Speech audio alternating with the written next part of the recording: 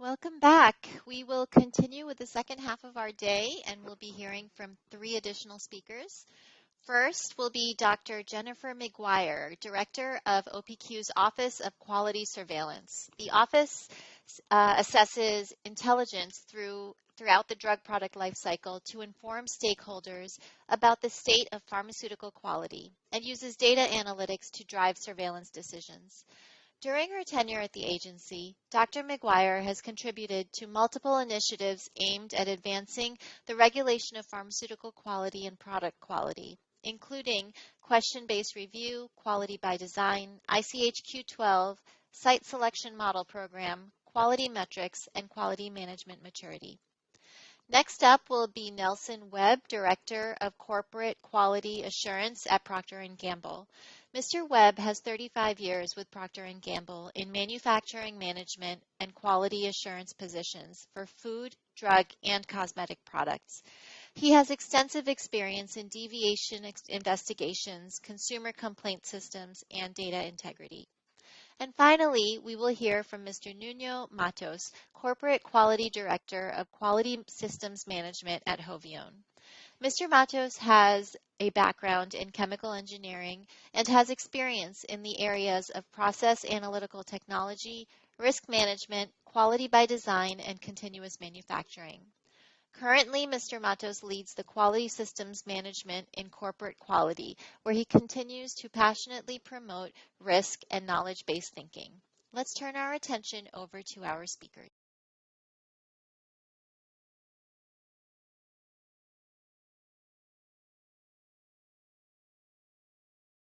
Hi everybody, I'm Jennifer Maguire and I'm excited to be here today to speak to you about CDER's Quality Management Maturity Pilots and our lessons learned. In my presentation today, I'll first start with a brief description of the pilots. I'll then go over the lessons learned in 3 areas: the assessment process, the assessment scoring approach, and what we've learned about different assessor behaviors. And I'll end with some thoughts on operationalizing a future QMM program. In fiscal year 2021, we contracted with 2 different third-party assessors to conduct quality management maturity pilots based on specific objective indicators. And we provided each contractor with a comprehensive but non-exhaustive list of topic areas that we wanted the assessments to cover. The objective of the pilots was to establish best practices for quality management and to be able to distinguish different levels of maturity through the assessment process. We also sought the development of an assessment framework that would enable a cross-sectional comparison against industry peers. And finally, the assessments needed to provide a score that could be considered along with other data to generate a quantitative overall rating of the quality management maturity observed at a site. There were 2 pilot programs. The first was the finished dosage form pilot, and it included 7 domestic manufacturers of drug products marketed in the U.S. And this contract was awarded to Pacific Force Consulting Group and completed in September of 2021. The second was the API pilot program, which included 8 foreign manufacturers of API used in drug products marketed in the United States. And the contract was awarded to Shabas Solutions. And this pilot completed in March of 2022. And one other thing I wanted to note is that because of the ongoing COVID-19 public health emergency, these assessments were all conducted virtually. The FDA worked collaboratively with the contractors while they were developing their QMM assessment frameworks. But when it came to execution, it was the contractors that did the heavy lifting. The agency participated in the pilots as a spectator, so we were in the background listening to observe and to learn. But recognizing that the idea of an assessment to understand above-the-bar behaviors that exceed minimum GMP requirements is new to both FDA and the assessors, we met routinely with the assessors throughout the pilot to provide feedback that allowed them to adjust as needed.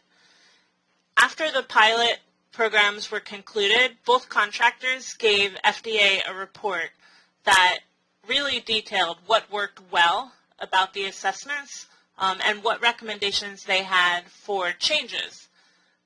But then we also issued follow-up surveys to each of the participating sites so they could tell the agency directly what they liked or didn't like about the assessment tool and methods, and also what they thought about the utility of the reports that they received from the contractor.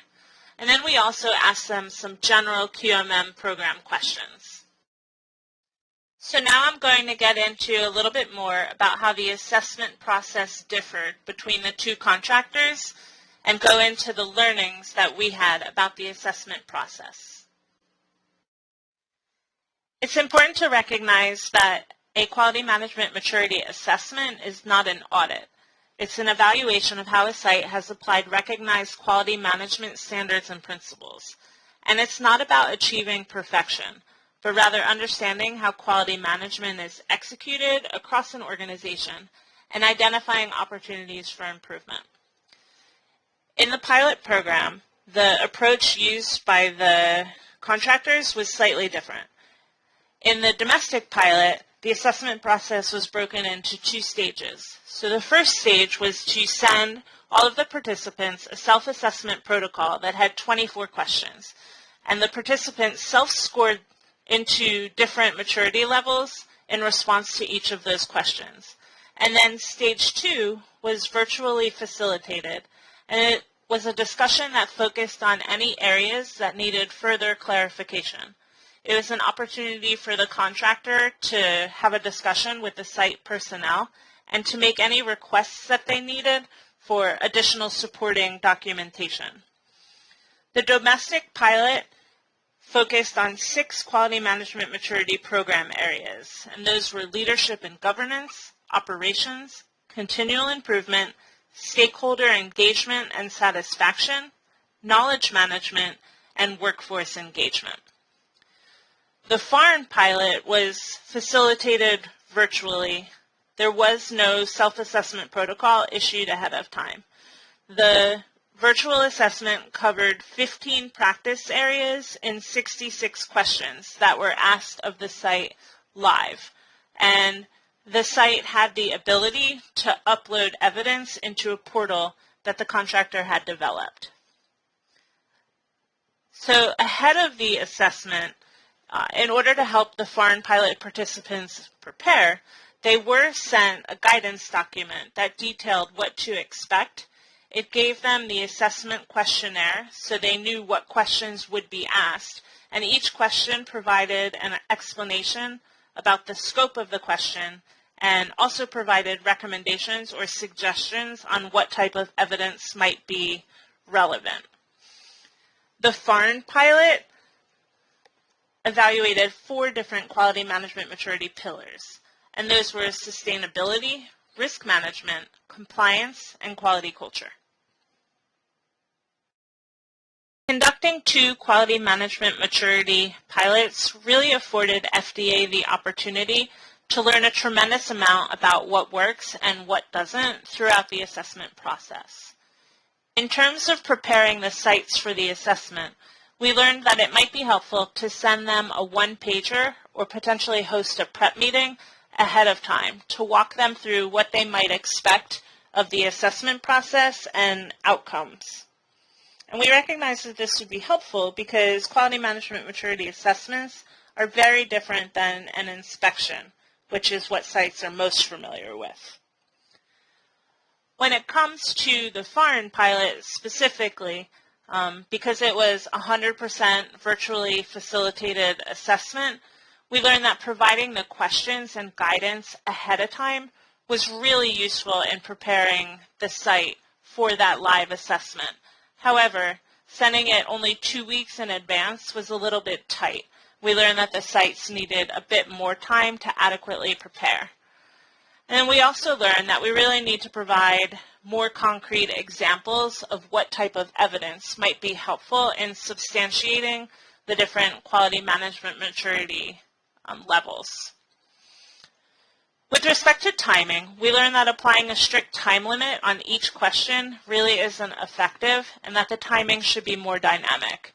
So some of the topic areas cannot be adequately covered in 15 minutes, so the conversation felt rushed and superficial, where other topic areas really could be covered in 15 minutes, and it was actually more than adequate. So occasionally the discussion would end early, and this led to wasted time. So overall, the assessment needs to be a certain number of days, but the exact timing for topic areas should be a bit more fluid and dynamic. Conducting 2 pilots afforded FDA the opportunity to learn what really works well during the assessment process and what doesn't. When it comes to the assessment questions, we learned that we need to standardize the approach for how much documentation is needed to adequately capture a participant's response to an assessment question, as well as when the assessor should request verifiable objective evidence to support a participant's response. We also learned that we're going to need a way to handle missing data when determining the score for a site that either does not or cannot answer a question. There's also a need to streamline the number of topic areas, number of questions, and complexity of the level definitions. So to give you a little bit more context, in the domestic pilot, there were fewer questions that were overall more general in nature. The 5 level definitions were quite lengthy and complex. In contrast, the foreign pilot asked many more questions, but the questions themselves were much more specific, and the level definitions were simpler. We also learned that some questions are best answered by corporate leadership who have responsibilities across multiple sites, whereas some questions are best answered by site leadership. So for this reason, questions really need to be grouped appropriately to facilitate the participants' ability to have the appropriate staff scheduled when their participation is most needed. Some content was duplicated across topic areas. To give you an example here, when we were asking a site about how they apply quality risk management, they often spoke about CAPA effectiveness and change management. But later, when they were asked about change management, they would answer many of the questions by starting with, as we explained earlier. So there's definitely an opportunity to streamline the assessment to minimize these duplicative discussions.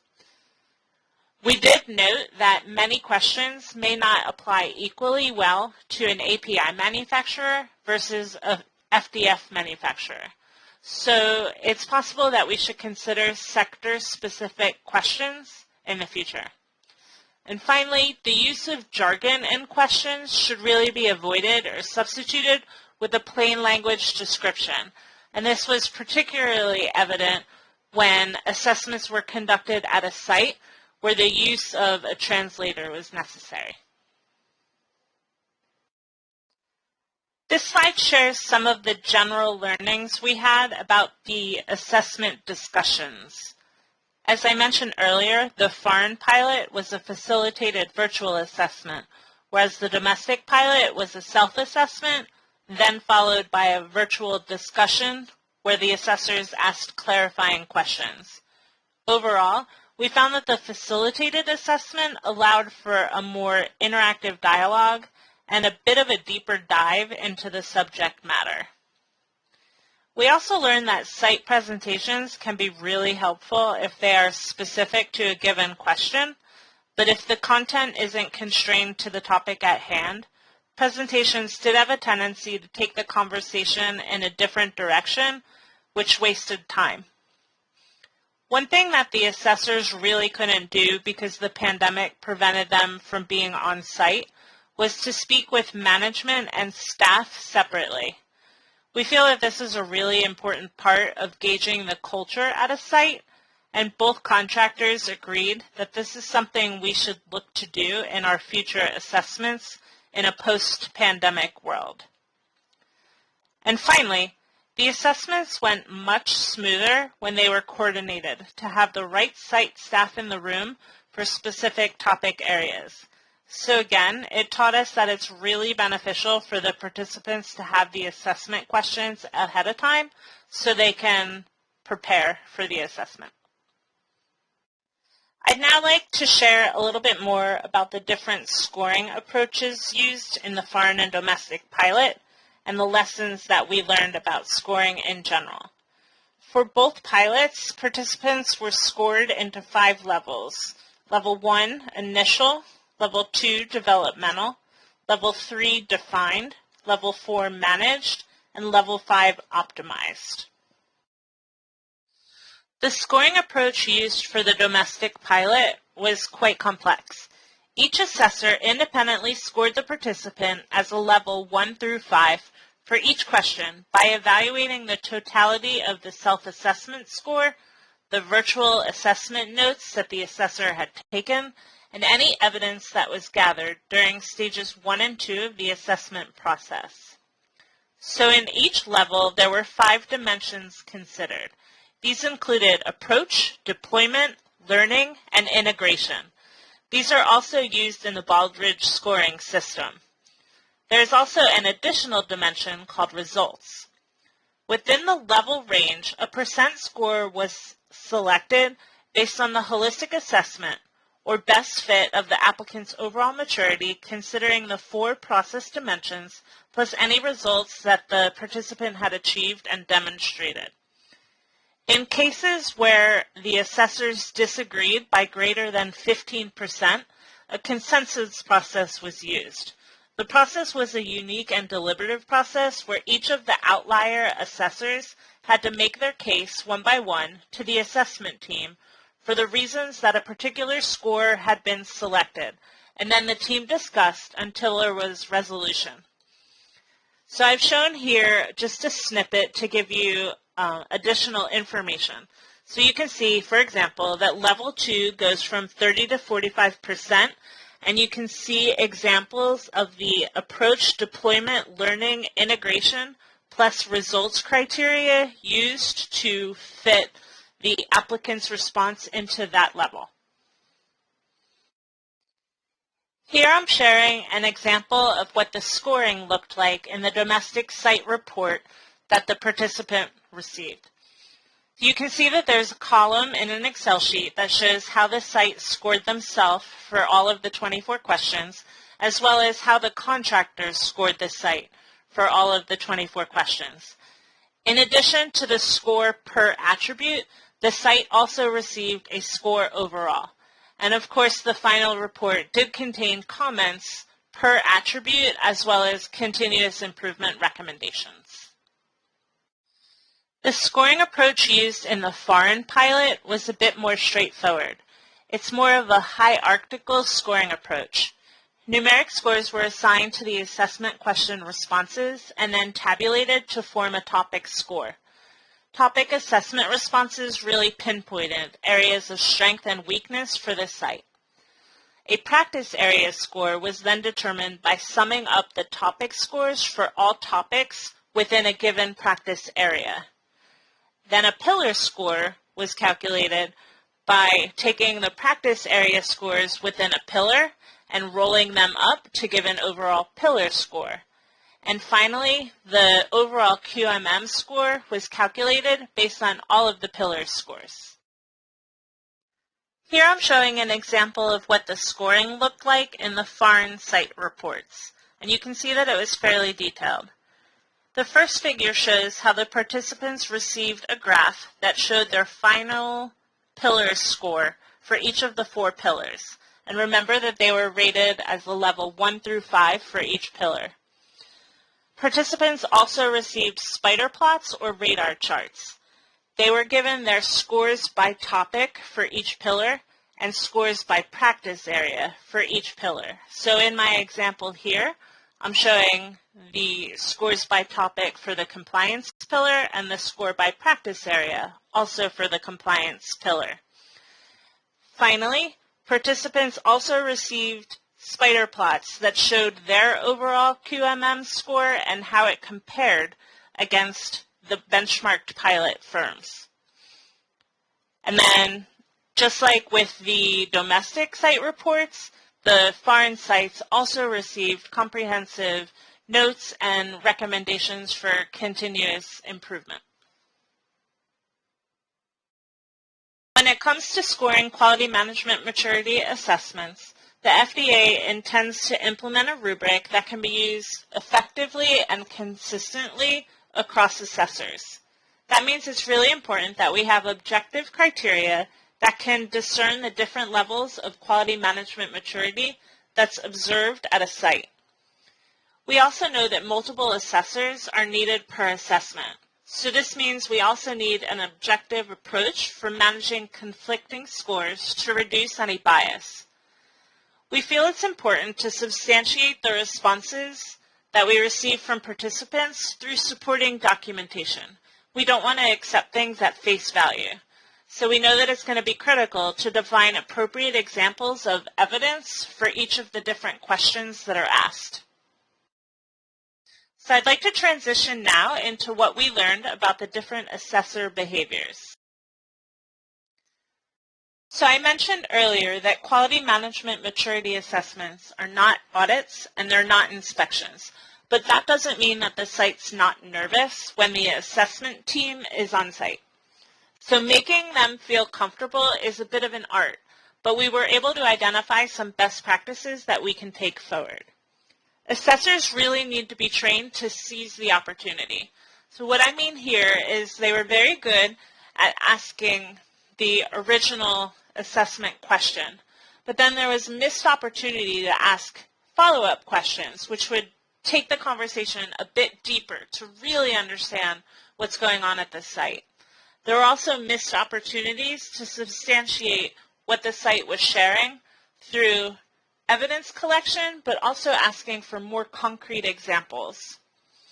Assessors definitely need to be trained to avoid asking leading or yes/no follow-up questions in cases where an open-ended question would serve the assessment much better. The assessors also need to be a bit flexible. Occasionally, the site would answer a question through the course of answering another question. And so in those cases, we don't want the assessor to ask a question if it's already been previously answered. Assessors also need to be careful about minimizing lecturing, so saying things like, when I was in industry, we used to XYZ. And they also need to be careful about offering an opinion. So saying something like, wow, this is the best example of quality risk management that I've ever seen. Another point here is that assessors need to avoid asking questions that are a tangent due to curiosity. Sometimes the conversation is interesting, but it's not necessarily relevant to the quality management maturity assessment. And the last point here is that the assessor really needs to understand the audience. It can be very confusing when they pepper the site with questions asked in very quick succession, or if they ask a question and if the site doesn't respond immediately, they then ask a slightly different question. This was more of an issue where we were doing the assessments of sites that were in different countries where the native language was not English, but still generally it can be very confusing to bombard the site with too many questions too quickly. And another point here is it's also really important to consider the level of the employee. So you would expect that somebody that's more junior is a little bit more nervous and might take a little bit more time to understand and answer the question, as opposed to someone who's in senior leadership and is more polished and experienced with answering tough questions from either an assessor or the agency. I wanted to take a minute to highlight some of the feedback we received directly from the pilot participants when we executed our surveys. They let us know that some of the questions used in the assessments were compound and complex, which made it really difficult for them to understand what was being asked. On the flip side, and on a positive note, we did hear that the quality management maturity assessments help sites identify their strengths and their weaknesses. In some cases, the topic areas had not been considered previously and were brought to light for the first time during the quality management maturity assessment. Many of the sites found the assessment beneficial to their continuous improvement program. They felt that it really helped them to reflect on where they are now and where they need to go to improve. And finally, the sites appreciated the input and the challenge to their systems. While they have had many audits in the past, they found that the Quality Management Maturity Pilot looked holistically at the big picture and pulled all the information together in a way that audits do not. There's a number of decisions that we'll have to make before we can fully operationalize a quality management maturity program. I've highlighted a couple examples on this slide. So the first decision point is whether quality management maturity assessments are best executed by the FDA or if it's possible to use a third party in the future. Obviously, if the FDA were to conduct the assessments, since this program is completely separate from our inspection program, we would have to hire, onboard, and train a number of staff. We also need to decide long-term if these assessments are best executed virtually or if the assessors should be on site. Interestingly, based on the feedback we got after the pilot, the participants really liked the idea of this being done virtually. They thought it was the most effective use of their time because they could schedule SMEs to be in the room when needed.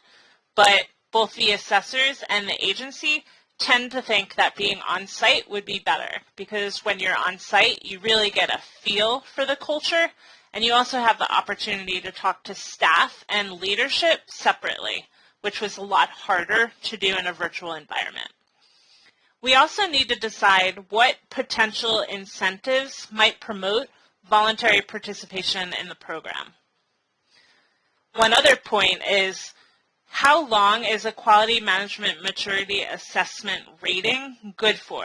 In other words, how soon should the site be reassessed to see if they've made progress on their continual improvement journey and if they're still performing at a level consistent with their last assessment, or if they've actually improved or regressed. And finally, we need to decide what goes into a final quality management maturity rating. So in this presentation, I shared a bit about the assessment and how the assessments were scored, but there's a lot of other information available to the agency that could be considered to arrive at a final rating for a site. So all of these things still need to be decided.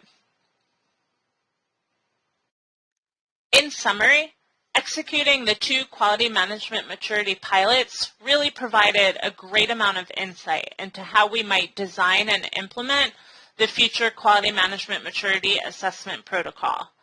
And all of the stakeholder engagement that we've conducted highlighted additional program considerations. Overall, I'm thrilled that the sentiment on the program is really positive. So thank you so much for your attention. I look forward to addressing any questions during our upcoming panel. Hi, my name is Nelson Webb. I'm with Procter & Gamble. I want to talk to you today about the Quality Management Maturity Program and the domestic pilot. I'm going to provide some industry perspective on our experience. There were 7 sites across the 6 companies on screen in this pilot, and we talked a number of times during the pilot program. Every 2 weeks we had calls to discuss how we were sharing evidence, how we were interpreting questions, etc. However, today I do not pretend to speak for the other companies that are on screen. We are going to talk about Pacific Force Group and the assessment tool that they developed and that we use for this pilot. We're going to talk about the self-assessment process, Pacific Force's assessment, how those compared, opportunities for improvement, not only in the process, but opportunities that were identified throughout for us.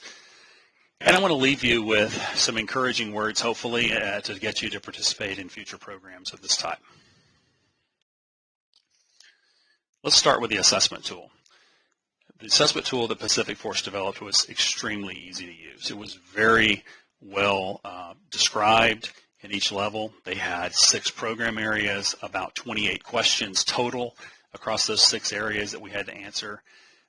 And there was very clear delineation to help you understand what's different between a level 3 or a level 4 or a level 5.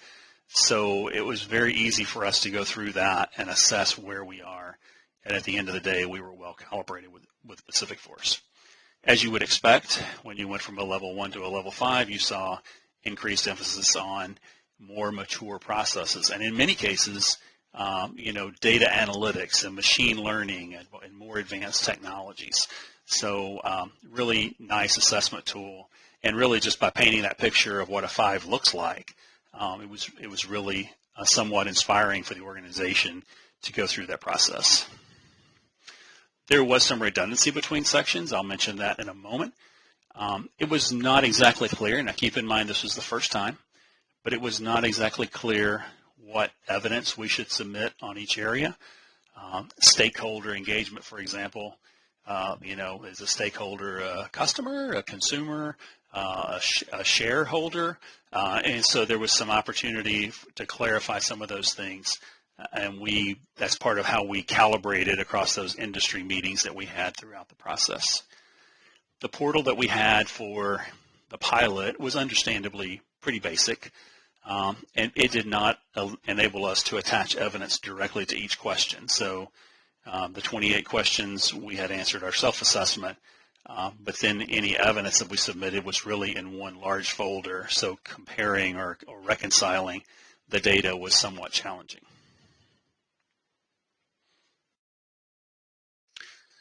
I mentioned that Pacific Force had broken their assessment into 6 program areas. Here they are, starting, as you might expect, with leadership and governance and expectation setting at the very top of the organization, and flowing all the way down to where the rubber meets the road and engagement of the workforce at the sites. It's very well laid out and very clear questions for each, which I'll show you in a moment. One area was largely redundant. In fact, we did not even provide evidence in the operations area.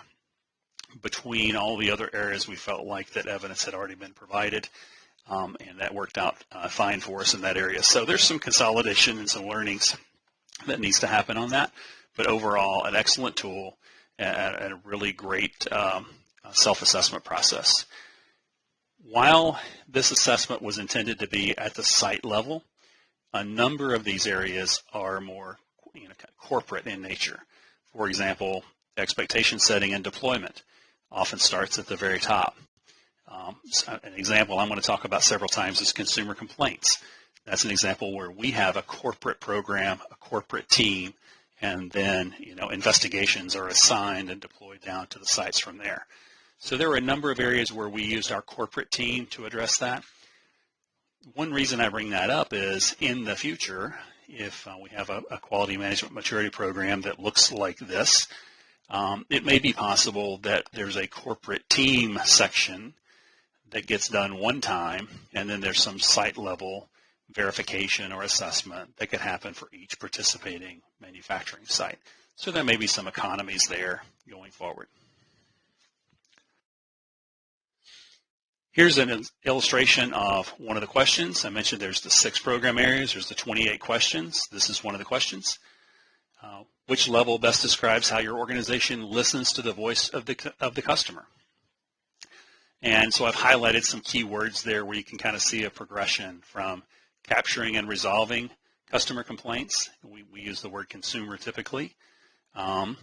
Listening, having other listening or feedback mechanisms. Maybe we have hosted websites or blogs or Facebook pages or more advanced ways for the consumers to reach out to us. There's a routine review process, of course, which you would expect. Then at level 4, analysis of consumer data and turning that analysis into product improvement is a level 4 type activity. And then at level 5, using artificial intelligence and advanced analytics to spot things that maybe are not obvious at all. So that's how the progression works. This is one example of those 28 questions. Fairly clear, and I would say that all 28 of them were just as clear. So it made the self-assessment process fairly straightforward. After the self-assessment, we had the virtual assessment sessions. We spent a total of 5 hours in virtual sessions with the Pacific Force team. Overall, this was a very collaborative, very positive experience for us. Pacific Force team asked good questions. They provided positive feedback. And it was a really collaborative environment. We had a lot of first-timers that were talking to the, quote, FDA in this case for the first time, representing their program. Maybe it was in areas of human resources or supply chain areas that we don't normally cover with the FDA. So for many people, it was their first time with such an engagement. And that was a real confidence builder for them, and great to see how their role impacts quality. There could be a slight watch out. Obviously, this is a very open conversation, very stream of consciousness conversation, going into a lot of different areas, which is a very different conversation than you might have in some other scenarios. There were some new requests during the sessions. Overall, we stuck to the script pretty well as far as going through the different areas, but there were a few new areas that popped up.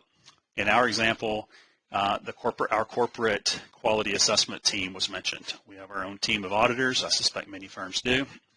And that came up in discussion, and Pacific Force asked for more information on that. And we brought that team in and had a conversation the next day and a brief presentation. As I mentioned before, it was not always clear how to best present evidence. There was a wide range between the firms of how we presented evidence. And I'll show you an example in a moment. Here's one approach to sharing. Provide a list of SOPs and sit back and say, what questions do you have? That may work in certain assessment scenarios, but in a case where you're trying to really tell the story of the organization, tell about the culture of the organization, tell how information flows and people get engaged and people get excited, we did not feel like this was the best way to tell the story. An example of how we shared with Procter & Gamble in the consumer complaint area again. And this was related to using machine learning to detect adverse events that may have been missed by the consumer complaints representative that answered the phone. In this case, the little box on the left, the original comment was, I'm wondering if you changed anything with Tide. My entire family is breaking out in hives. This complaint was initially captured as an inquiry. Has something changed? Completely missing the adverse event. But in an overnight routine, the machine learning algorithm using a Medra dictionary is looking for keywords like hives and looking to see if an adverse event component of this was also created. And if it was not, then it's escalated for human review the next day to make sure that we adjust the coding of the complaint so that appropriate action occurs. I feel like this is maybe a better way to tell the story than reviewing SOPs and more of a sterile type approach to that. After the self-assessment, after these virtual assessments, we got this assessment report from Pacific Force. Across those 28 areas, our self-assessment and Pacific Force's assessment were very well calibrated. I think we were different only in a handful of the ratings, and only one rating was Pacific Force rating us lower than we rated ourselves. I will say that there was not always an improvement area called out. If your organization is like mine, anything that's not a 5, somebody's going to ask the question of, what does it take to get a 5? And that wasn't always clear. I suspect that's something that will grow as we get more experience in the program. There were a few gaps called out in the final report that were not discussed in the virtual assessment. We could have provided evidence if we had even talked about those topics. I felt like we just missed those, and maybe at the end of the day just didn't kind of close the loop to see if there's something we could have provided. So that would, in this case, doesn't have to be a one and done assessment. There could be a back and forth dialogue to really make sure that we assess all the available evidence. There were actionable insights from this process, but it's a very different level than what you would become accustomed to with the FDA or an FDA consultant. So I'll show you some words in a moment. Just wanted to prepare you for that. It's a different level of feedback. You may have heard the comments that compliance is a base expectation for quality management maturity. I believe Pacific Force said that during our assessment. I believe I've heard that at the podium from the FDA talking about the program in the past. This pyramid and those 5 boxes describing the levels was in the assessment report. And, at least there was a little bit of confusion in my organization saying, hey, I thought compliance was the base level, but if I look at level 1, characterized as chaotic, at level 2, maybe the processes are in the process of being developed, those don't feel like compliance. So I think that there's a level somewhere in the middle where you cross over from developmental and not yet compliant to compliant, and then you're continually improving. So if anybody else, like myself, was thinking that 0 is compliance and the levels are going to add on top of that, after receiving the report, that's not my takeaway from it. I think that the compliant breakpoint is somewhere in the middle of that. I mentioned the scores are very well calibrated. For each area, for each of the program areas, we had all the questions broken down, as you see here, with our own self-assessment, with Pacific Force assessment. Pacific Force then, in a paragraph, described what they had seen, what they heard, what they considered in coming up with their assessment. The piece that was missing is not every one of these had that challenge to the organization to say, what does it take to be a 5? So that's the one piece that I mentioned earlier that I'd like to have seen in there.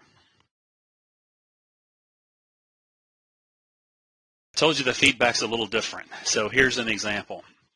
P&G may consider deploying processes to evaluate and measure communication effectiveness, including establishing associated metrics to optimize continual improvement of communication modalities. What does that mean? Well, basically, where we have a deployment process for quality goals, for example, or for site-level goals, they're encouraging us to have a measurement process to see if that communication was effectively delivered, effectively heard, and driving the right behaviors. Much like you might have with a knowledge check. If a person trains on an SOP, you'd have a knowledge check to verify that information. So that was encouraging us to do that for communication, for example. Different level, a different look at the organization, and it's welcome to look at it that way. I do want to just kind of leave you with a couple of parting thoughts. Why do this? It's a voluntary program. Well, first of all, it was an easy tool to use. It was an informative tool to use, really, as we could see what that next level of maturity looks like, even without talking to someone else. The calibration discussions with Pacific Force were very engaging for the organization. We got valuable feedback, even in the virtual process. And quality management maturity is looking at the organization differently than we often do. It's looking at how that quality culture is created and maintained, highlighting perhaps the leadership role much more so than the operational or executional role that we might see day to day.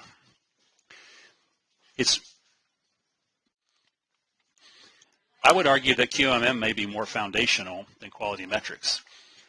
It's easier perhaps to muscle a metric on a scorecard, say CAPA completion on time, than it would be to muscle QMM, the deployment process, the engagement of the organization, satisfaction of consumers and shareholders. It would be much harder to muscle all the different elements of QMM than it is to perhaps to work hard against a few areas of quality metrics. So I do feel like that QMM is a very foundational, important, and broad program that maybe should be in place and considered ahead of quality metrics even. One last challenge I would say is don't wait. None of us are waiting on quality metrics program to do a site scorecard. We all have scorecards. We're all tracking results. We're all trying to continuously improve. There are tools today that can help you to continuously improve your QMM program as well. St. Gallen's University has an operational excellence model that you may have seen. ISPE has an advancing pharmaceutical quality program and a number of guides that are available today. So I would encourage you not to wait for the FDA program before you start to reflect on your own organization's quality maturity. I thank you for your time today and look forward to your questions. Hi, everyone. Thank you for the very kind introduction. I will also take the opportunity to thank the invitation to speak here today.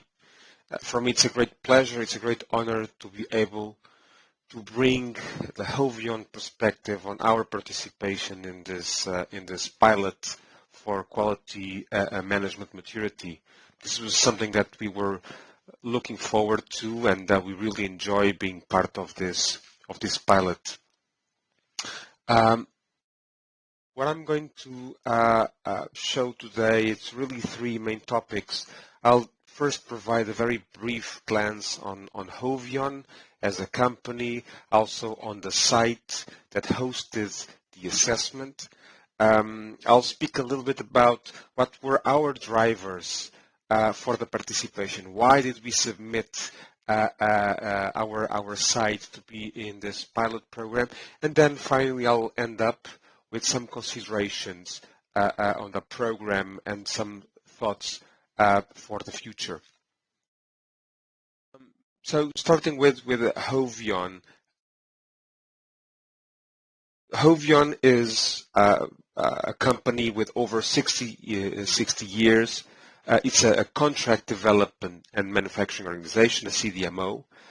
The ownership structure, it's privately held.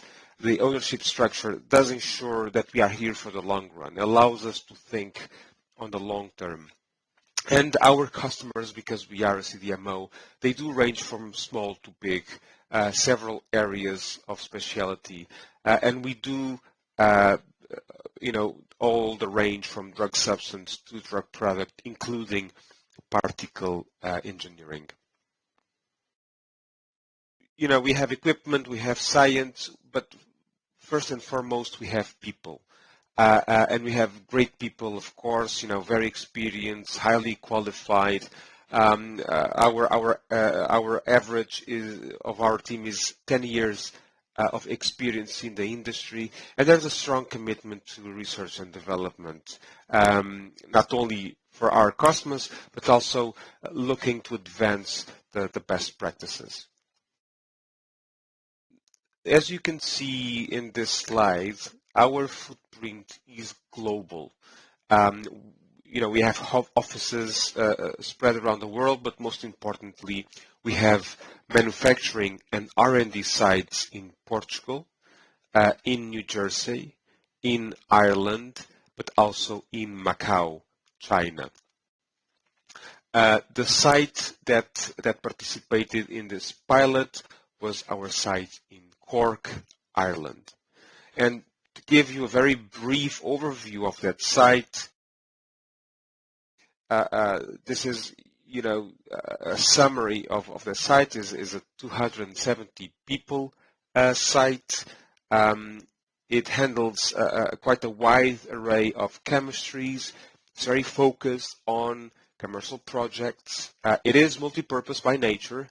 This means that we don't have dedicated lines of production. It runs 24/7 with shifts, and it is inspected by the local authority, HPRA, but also by the FDA, and with a clean track record, something that really makes us very, very proud. So in a nutshell, this is the site that participated in the pilot from our manufacturing network.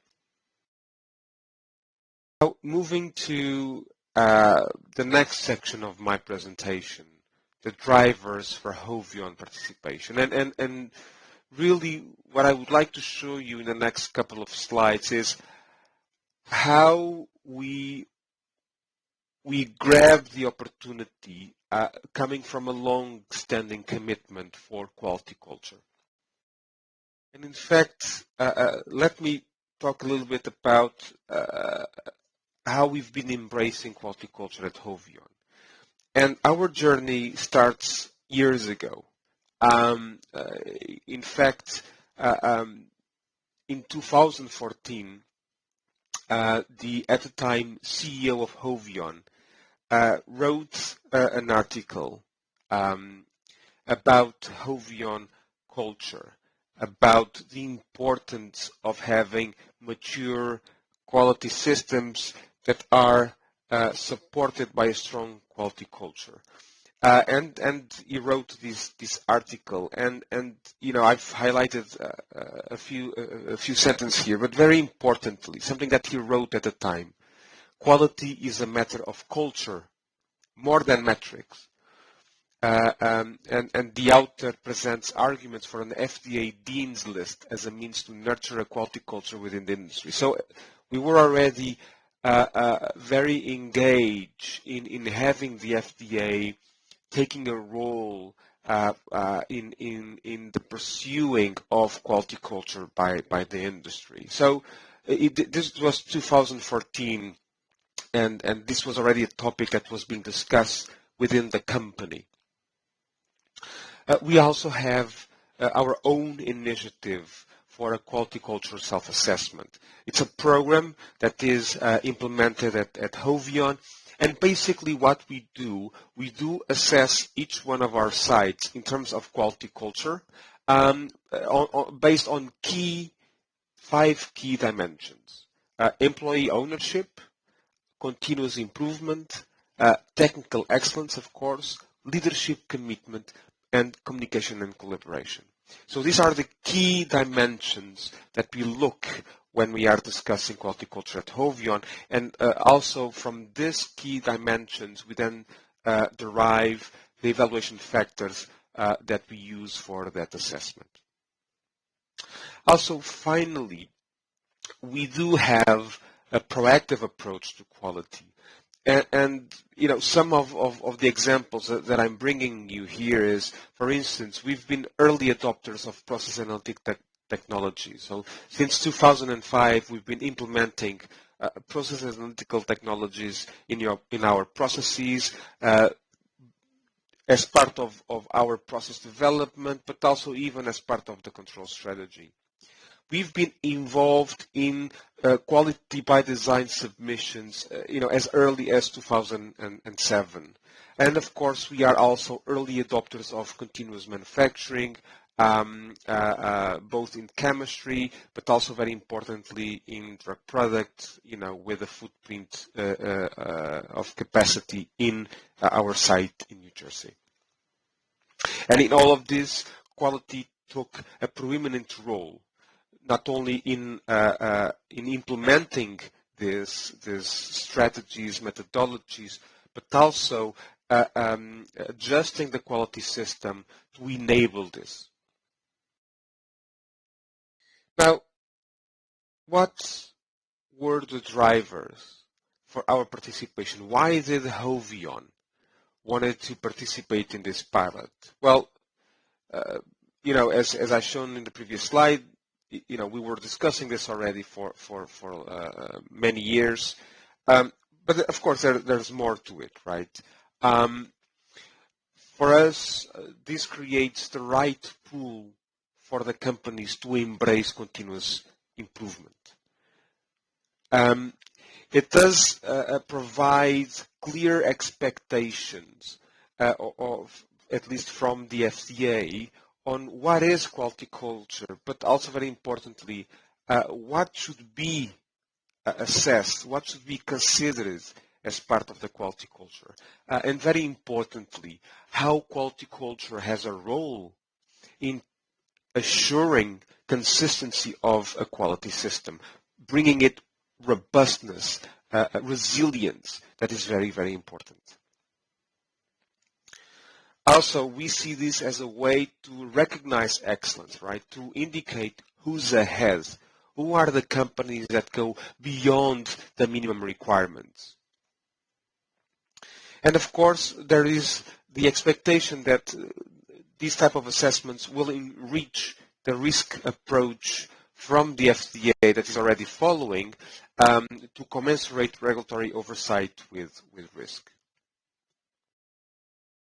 Now, I would like to move to considerations, and I'll talk about some considerations on the assessment that was performed, on the utility of such assessment, but also on a potential future program. So on the assessment, we found it to be very comprehensive. and all the topics that were discussed were relevant, meaning that they had a clear role in assessing quality culture and quality management maturity. The questions that were sent to us in advance, they allow us to be ready during the assessment, so it became more productive. The evidences that were requested as part of the pre-assessment, we found it easy to produce. They were either readily available, or we just needed to compile information that was in several systems, but it didn't take much effort. We found that in this type of exercise, the facilitator is key. He or she need to have the right soft skills. Independent if the assessor could be from the FDA, from a third party, what we feel is that the soft skills that people bring, that the experience, is absolutely key.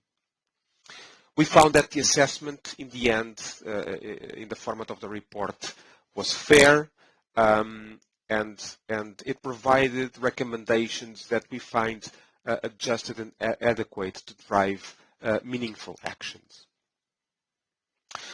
As improvement suggestions, we would say that probably the questions, they should be clustered by topic or by subject matter expert. These will bring more fluidity into the discussion, and of course will be more productive. Also, the final score was a simple average from all the factors, all the questions that were made during the assessment. Probably there is an opportunity to provide some weighting system to the average by providing different weights to the questions, because they may have different relative importance in articulation with quality management maturity. Some considerations on the utility of this exercise.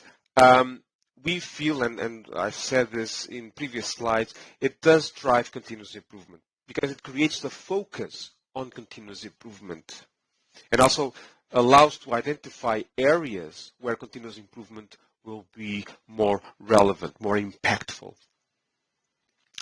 Even internally, participating in this type of assessments does create this internal awareness on quality management maturity and how important it is. It does facilitate the life of people like me in passing this message within the company.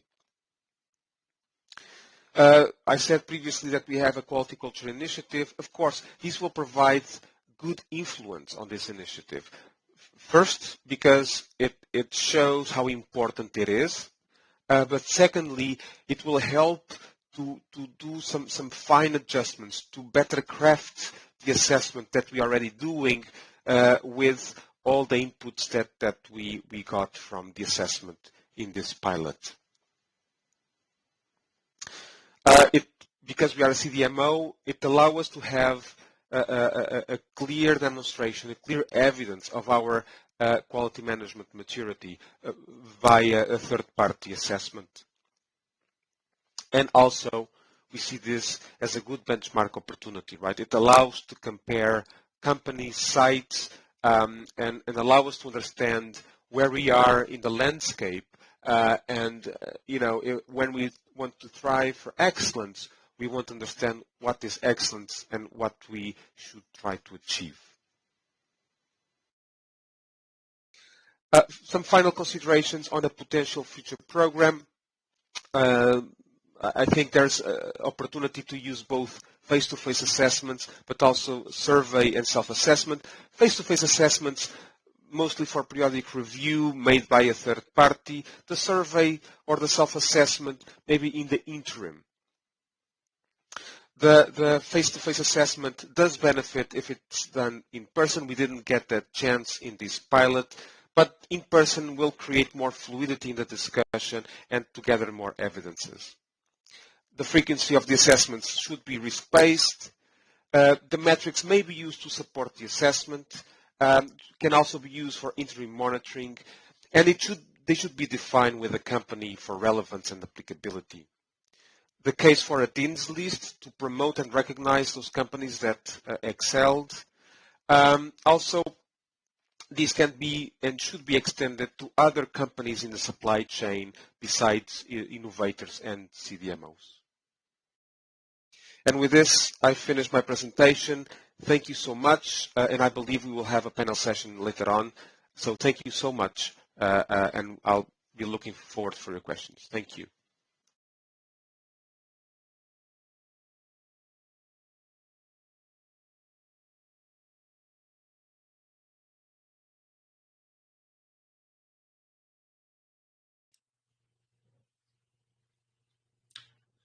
Hello, and welcome to the second discussion session of this QMM workshop. And this session will include our panel members from the earlier presentations, Jennifer, Nelson, and Nuno. I am Lyle Canada from the Office of Pharmaceutical Quality at CDER, and I would like to thank our panel presenters for their excellent presentations and perspectives during the pilot programs. And we will have a similar session to this morning where we will have a few poll questions as well as audience questions. As we learned earlier today, some of the context around implementing a QMM program is tied to mitigating as an enduring solution towards helping reduce the drug shortage, as well as making a more resilient drug supply chain. So with that in mind, I'd like to move towards the first poll question today. If we could get that queued up for the audience. And so with that in mind, which QMM ratings would be the most valuable to help prevent shortages? Finished dosage form manufacturers, API manufacturers, or both? And we'll give the audience a minute here to respond. And as we are moving on, it appears that there's an overwhelming majority here. We can go ahead and present the results here. So as we see, the audience considers both API manufacturers and finished dosage form manufacturers to be critical in helping to make this program be effective in reducing and preventing shortages. So let me start with Nelson. Your thoughts around this, Nelson. So considering this question and the poll responses, how would you utilize QMM scores from API suppliers? And what if a supplier would refuse to be involved in the program, considering it is a voluntary program?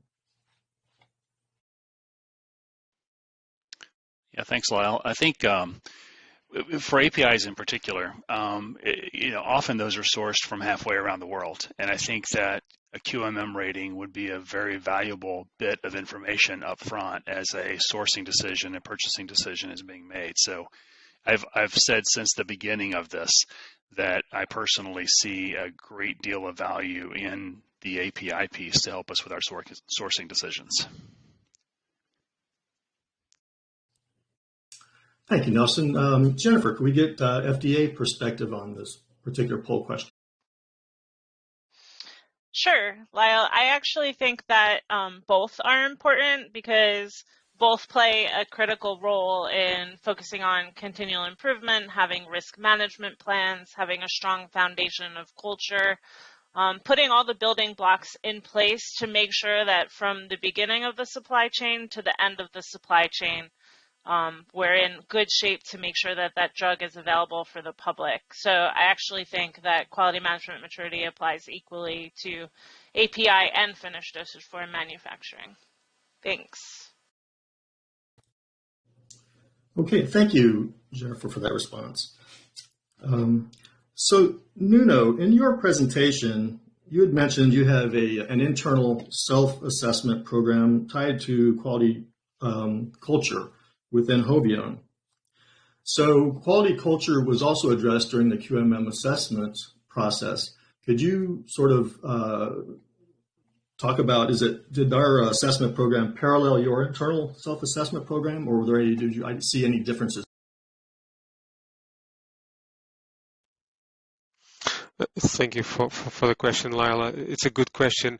There are some overlaps. There are some things that are similar. In fact, during the pilot assessment, the quality culture was in many ways addressed.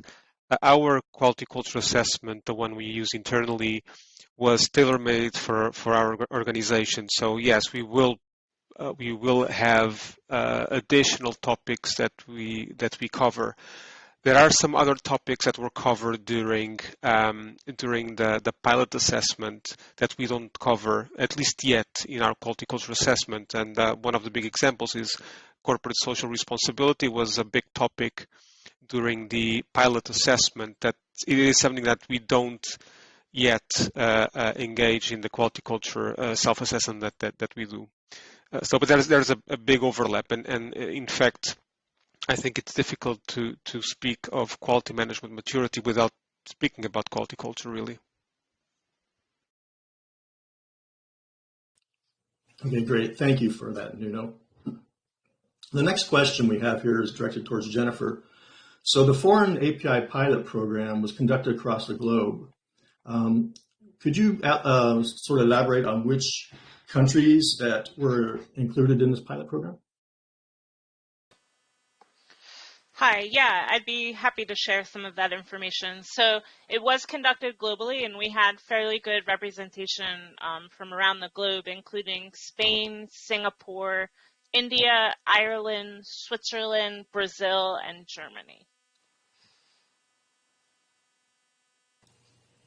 Okay, great. Thank you for that. You had also mentioned in your presentation earlier today that it was still being discussed whether the QMM assessments would be conducted by FDA staff, a third party or contractor, or if it would be a hybrid team to include both. So I'd like to move to the second poll question to get the audience perspectives on what would be the most effective method of doing these QMM assessments. Which QMM ratings will be most valuable? The second poll question. Yes, so who should conduct QMM assessments? FDA staff, a contractor, or a combination of FDA and contractor as a hybrid team? And we'll give the audience just a moment here to answer the questions.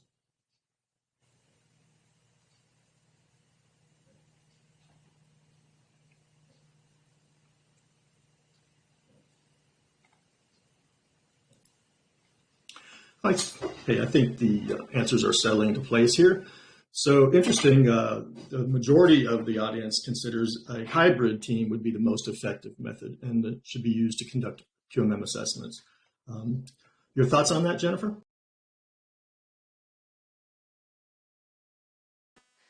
I think it's interesting. It's definitely one of the considerations that we're talking a lot about now. There's plus and minus to both. Obviously, if FDA was going to conduct these assessments, there would have to be quite a bit of hiring and onboarding and training to make sure that we were successful. But if we go with a contractor, there's also going to have to be a bit of training and making sure that the contractor implements this in a way that we're happy with. So there's definitely a lot to consider, pros and cons both way, and I think that's reflected in seeing the split of opinions in the poll. Okay, thank you. So there's a lot to think about here. So can I get your thoughts on this? And you know, as you went through the assessment process, and Jennifer mentioned earlier, the FDA was in the room, but only as an observer, sort of a fly on the wall, listening and learning. And the assessment was actually conducted by the third-party contractors. What are your thoughts about a hybrid team consisting of both FDA staff as well as a third-party contractor? Thanks, Al. I think that probably most important than this is actually ensuring that the assessors have the right behaviors or the right skill set to be the assessors. I think Jennifer had a slide that I think is very interesting because it is good to see that the FDA was concerned in capturing what were those right behaviors. And I think that should be the focus. I think it's interesting to have an hybrid team I think having variability in an assessment team is good.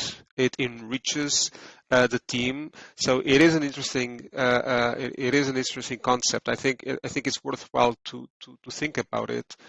But as long as we ensure that the assessors do have the right skill set to perform a good assessment, and especially because, as someone was mentioning, this is quite different from doing an audit.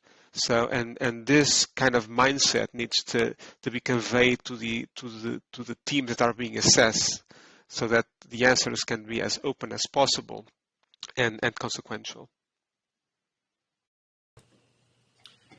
Yes, agreed. The answers should be open as possible, and that should be a good experience for everybody involved in these assessments. So we have an audience question here directed towards Nelson. Nelson, does the assessment tool measure ethics and data integrity? And were there any other tools considered? Yeah, thank you. I'm glad that came up. There was an opportunity after the assessment for the industry participants to provide feedback on what might be missing from the assessment tool. And one of the areas that I highlighted was data integrity. And really, as I think that's a reflection, how we ensure data integrity every day, how we manage data integrity, how we handle any lapses, in what might be appropriate data handling. Those are all a very important part of the culture of the organization. And so it was missing from the assessment tool that Pacific Force had. I had provided that feedback that I thought it was an area that should be added, not only because of the regulatory focus on data integrity, what we read in the news goes well beyond the drug industry even, but really to kind of get at that, ethical fabric of the organization. Thank you. Thank you for that response, Nelson. And yes, as we were going through these QMM pilot assessment programs, we were looking for feedback from participants along the way, lessons learned and help to improve this one. So that was really helpful and beneficial to the program in general. So we have the next question here. This is to Nelson and Nuno. So do you think that future QMM assessments should use a hybrid model approach, meaning a mix of both in-person and virtual assessments or meetings, which would reflect current hybrid inspectional practices? Maybe we can start with Nuno and then move.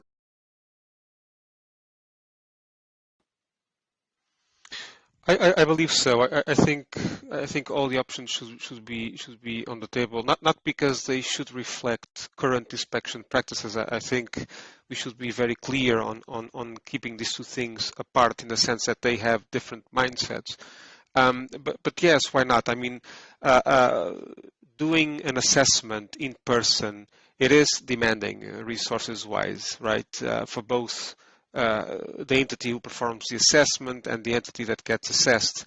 But that will probably also drive the practicality of the frequency that is to be implemented. But there's probably opportunities that in between these in-person, more in-depth assessments to have, I'm going to call it monitoring points in between, where probably a remote, a virtual assessment is likely adequate. Oh, thank you. Nelson, your thoughts? Mm-hmm. Go ahead. Sure, Lyle. So obviously the virtual assessment is much less resource intensive than hosting an on-site event, right? So that part of me is saying, hey, let's leave it the way it is. I do think there's this quote, the smell of the place that you can't entirely get from a group of people sitting in a conference room explaining things virtually. So does it have to be on site? I don't know. There might be, the opportunity to use some virtual assessment tools, kind of a walk around camera situation that would get at what we're trying to accomplish here without necessarily going to the full burden of the travel expense, the hosting complexities, et cetera, of an on-site event. So if you could walk around with a camera, then I think to the point that was raised in one of the earlier presentations, You know, the assessor could say, hey, you know, there's a person over there, you know, operating a filler. Can we talk to them? And that separation of management and staff, that spontaneity, that, you know, smell of the place, I think could potentially be achieved in other ways. Thank you. Okay, great. Thank you for that response, Nelson. So we have another audience question here for Jennifer. Jennifer, how does the QMM pilot program relate to the quality metrics proposal FDA recently asked for feedback on?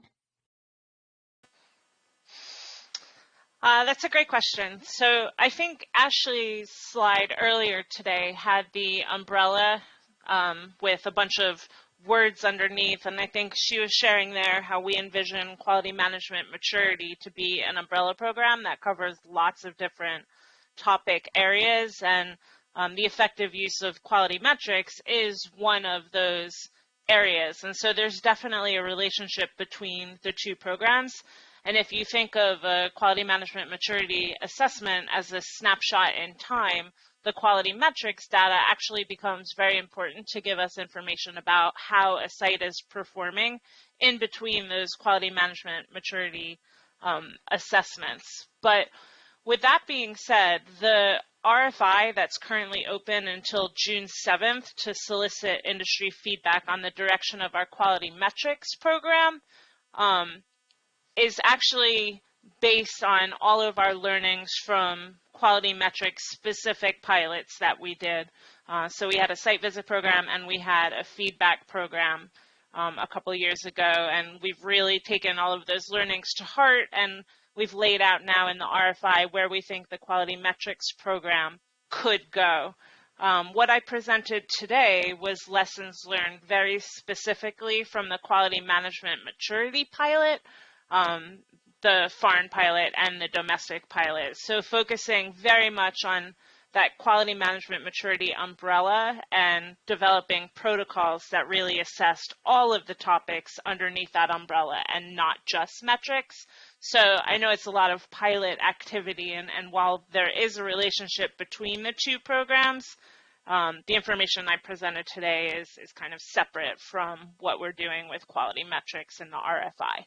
So I hope that clarifies a bit. Hey, thank you, Jennifer, for clearing that up for us.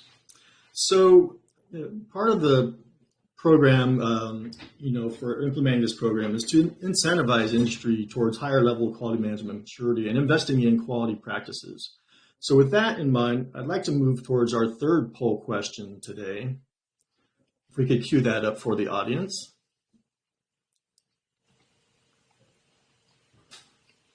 So this poll question is, what would be the biggest potential benefit that would be for sites that participate in a QMM program? Identification of continuous improvement opportunities, incentives that might be offered by FDA, incentives from purchasers, the ability to use the results of the assessment in marketing, improved supply chain insight, example, ratings of API suppliers or contract manufacturers. And we'll give the audience a moment for their thoughts.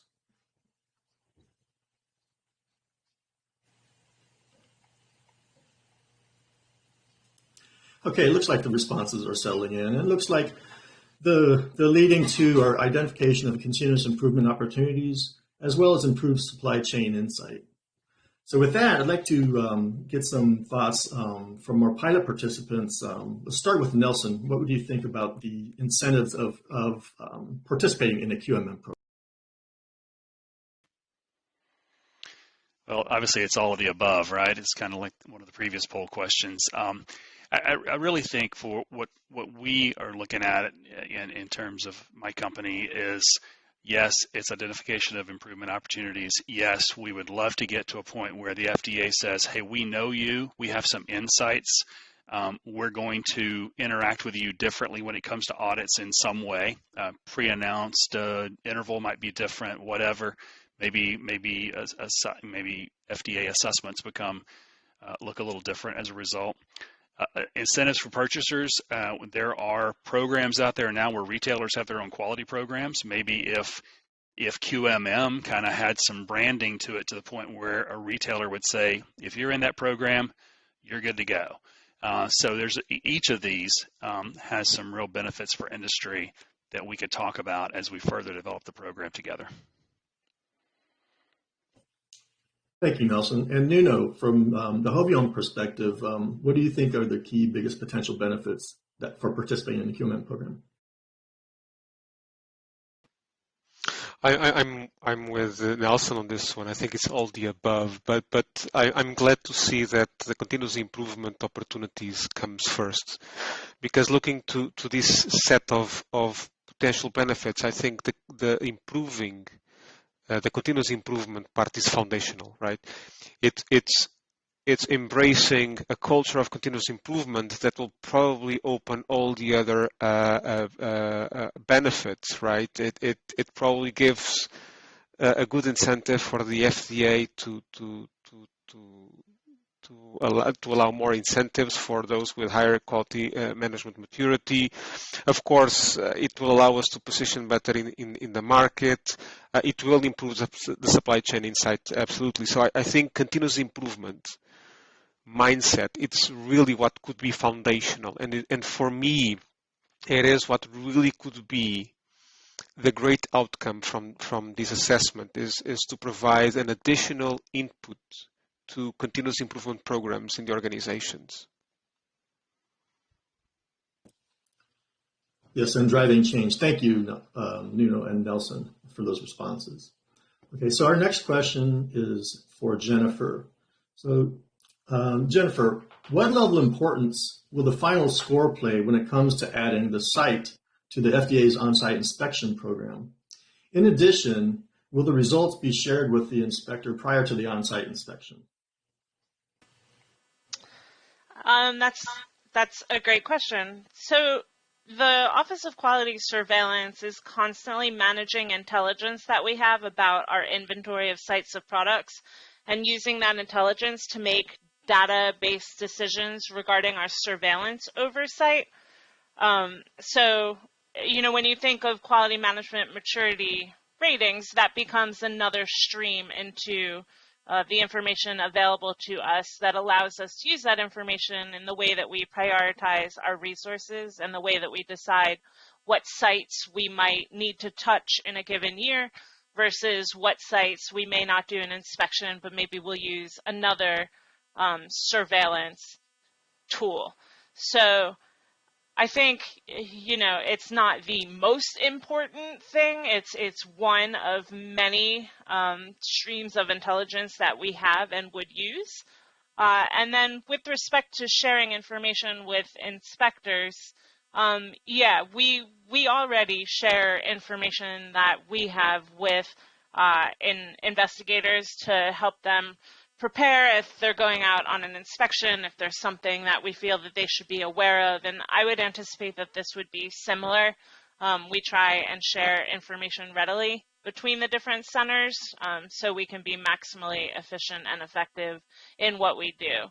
So, ideally, future state, we would have this information, available maybe in a dashboard electronically. It would be very easy for the different centers or investigators to look into that information if they needed it. Excellent. Thank you for that response, Jennifer. This next audience question is for Nelson. So Nelson, thinking back during the assessment process, a lot of topic areas were covered, and considering the assessment, the assessor behaviors and the assessment question themselves, what concerns do you have about the amount of subjectivity involved with this QMM assessment? Yeah, thanks, Lyle. And clearly, I kind of referenced a little bit of storytelling in the approach that we use to share, examples about our culture. And I know as a consumer, I'll speak as a consumer for a moment. I want to make sure that this program has real teeth. If somebody says something, I want to make sure it's true. So I do think that, along with any presentations or storytelling, there needs to be sufficient evidence to back that up, to make sure that the programs are real, to make sure that it really does translate to, day in, day out, a quality mindset, attention to detail, delivering, a quality drug to the consumer. So I really think that there's got to be a balance. It's already been raised a couple of times, that evidence, those probing questions Jennifer mentioned, really getting to the evidence to make sure that it is truly there. So the questions as they are could be answered subjectively, but I think in the execution, in the assessment process, in the follow-up, whether that's a hybrid approach, FDA-led or contractor-led, there's going to have to be a focus on the evidence and the proof. Thank you. Thank you, Nelson. So I know we're getting short on time here, but we do have time for one more question, and this question is for Nuno. So Nuno, considering your experience in the QMM assessment pilot program, if you were a consultant to FDA on developing the QMM program, what are your top recommendations after going through the pilot?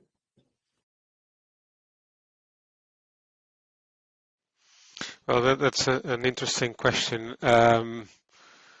I'll try to think from the assessor standpoint, but I would say that probably the main recommendation would be to move forward with a formal program. I think it was a success. There's some lessons learned to be taken, but I think what was the objective was taken.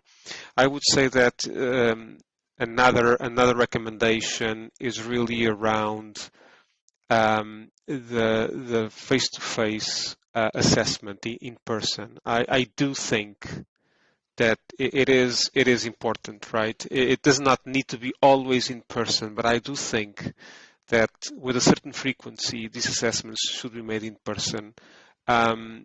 It facilitates the discussion. It allows to get a feeling of the site. It allows for the assessors to actually talk with people from all levels at the shop floor, where the most interesting conversations will certainly be made. I do think that will be probably my main recommendation right after recommending to move it to a formal program. Thank you. All right, thank you for that feedback, Nuno, and we consider that in our lessons learned for the QMM pilot programs. Okay, and with that, we are out of time here. I want to thank the panel members, Jennifer Maguire, Nelson Webb, and Nuno Matos, for participating in this workshop and providing their perspectives on the QMM pilot programs.